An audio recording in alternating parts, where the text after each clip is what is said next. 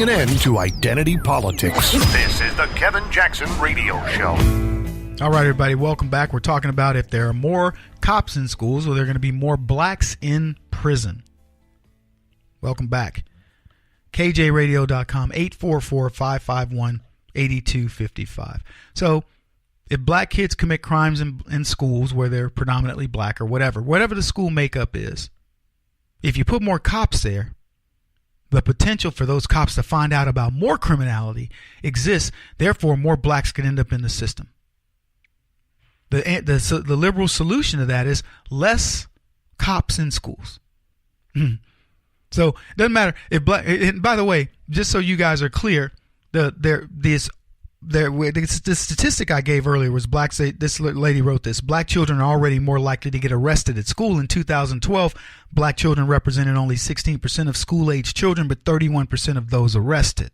So her contention is it's already bad for blacks. And cops are going to make it worse because they're going to see the criminality and put more blacks in prison and all that. Well, here's the what's interesting. That statistic is skewed.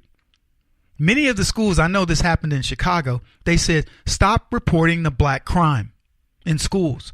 Stop expelling black kids at disproportionate rates because it's making the statistics look bad. See, for the left, it's about statistics. It's not about results. They don't care if black kids don't behave. That's not the issue.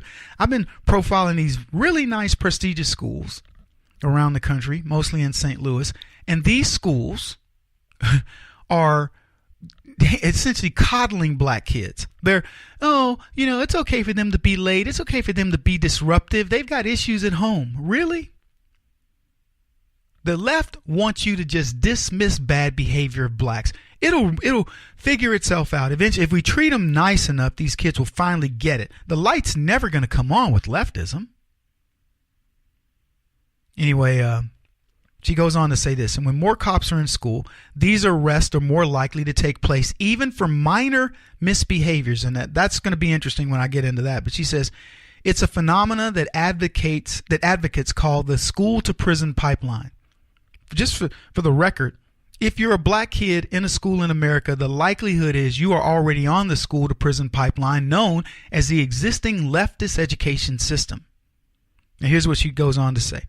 The more we add security or police forces and so on to schools, the more likely it is for students who are already at risk of being seen as potential troublemakers get swept up in the justice system or suspended and pushed out of schools. This was Aaron Kupchik, a professor at the University of Delaware, who studies this issue. The risk, he says, are even higher for students who are already more vulnerable. I want you to understand the use of his word vulnerable. He's saying the criminal element in these schools are the vulnerable, not the people who the crimes are being committed against. For those of you who grew up 30, 40, 50 years ago going through school, you wouldn't even recognize it today. You wouldn't. The idea that a young girl could go to a high school or a junior high school and be raped is beyond comprehension. If you had said to me, Kevin, a girl got raped at Brady Junior High, I would go, you're out of it. I would go, shut up. Stop trying to play her. You shouldn't joke about things like that. If you'd said, Kevin, some girl got raped at Brady High School, which I have ended up going to. I went to the Marine Military Academy, but I would have said, you're out of your mind. Doesn't happen in these schools. And I would have been right. In my time of getting through high school, junior high and high school, that didn't happen. You didn't have roving gangs of boys looking to rape young girls. And certainly in high school either. None of that stuff happened. We didn't have gangs of boys beating up other boys. You might have fights. You had that kind of stuff. Anyways, he says, we're worried this continues to be a knee-jerk reaction that politicians have after a school shooting to not deal with gun violence issue, but instead to throw more money at law enforcement. Can you believe somebody actually said that? That's what Judith Brown Dianis, the executive director of the Advancement Project, said. It's when you have gun violence at schools, the knee-jerk response to put more security. How crazy is that? We should be dealing with these guns. Yeah, let me ask you, do you think that the guns are the reason that these kids are getting brutalized at school? When I tell you that girls are being sexually molested at school, I'm not exaggerating. When I tell you that boys are being sexually molested at school, Kevin, you're out of your mind. They're being beat up, taken advantage of in ways, bullied, you name it, and they want less people on school. What's that got to do with guns? What in the long range do you think most people are going to remember? You think some high school kid that's watching the scenario of Parkland play out is going to go, oh man, these guns are in school? Or do you think that when he gets to school and young boys brutalize him and do things to him that demoralize him, what's going to last longer in his psyche or her psyche? Some girl who gets brutalized by a gang of boys that the teachers ignore, the system ignores, because they are concerned about statistics. This is crazy, folks. But this is how the left thinks. They go on to say this. There have been scattered instances in which school security has helped foil an armed intruder. And some studies have found clear benefits of having cops in schools, as these schools are more likely to have an emergency crisis plan in place and receive regular safety inspections. But these benefits come at a steep price, they say. One that could disproportionately impact black and brown students who are already more likely to face overly harsh discipline. Let's go into overly harsh discipline. So I know of instances in schools, young kids, 4th, 5th graders, beating up teachers, fighting with them. Google teacher, student fights teacher, student knocks teacher out, student shoots teacher, whatever. Go on YouTube and look for those videos. You'll see them all day long. You could watch them for a straight month. You could binge watch. Forget reality TV. Just Google it. See what I'm talking about.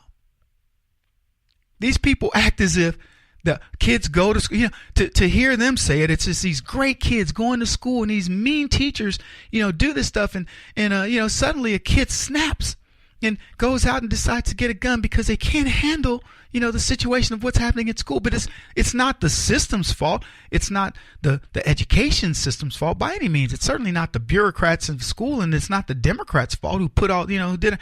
No, it is the gun's fault for making that happen.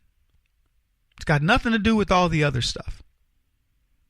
And like I said, I'm always interested in looking for the solution to a problem because I'm a former management consultant.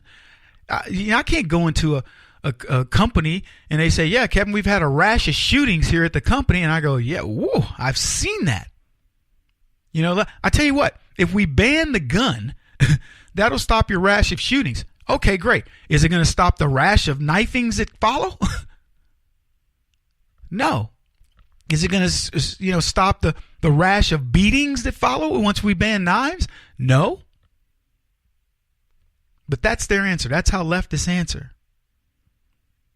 They go on to say this. I love the idea that they want to protect black kids. Let me tell you the best way to protect black kids. Let the consequences fall where they may.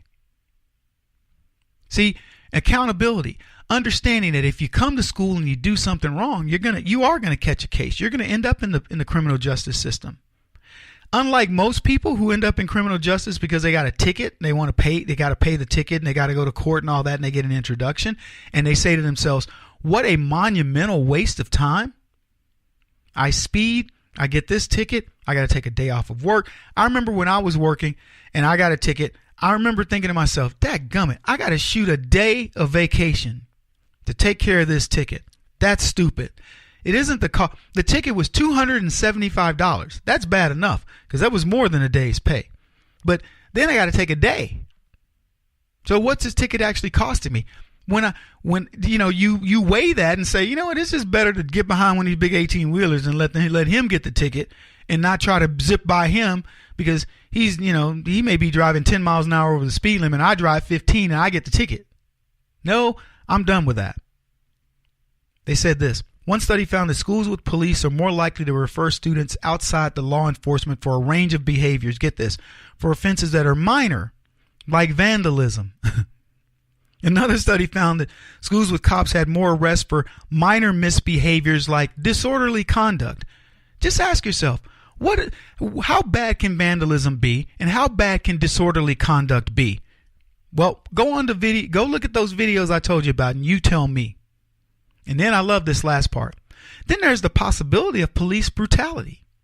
A Huffington Post investigation previously found schools with cops had officers that used tasers over 80 times on children between 2011 and 2016. Now that's a lot of years.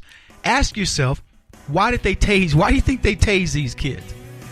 You think because they were checking out the taser and said, "Come here, kid, you look like you could be tased"? I think you know the answer.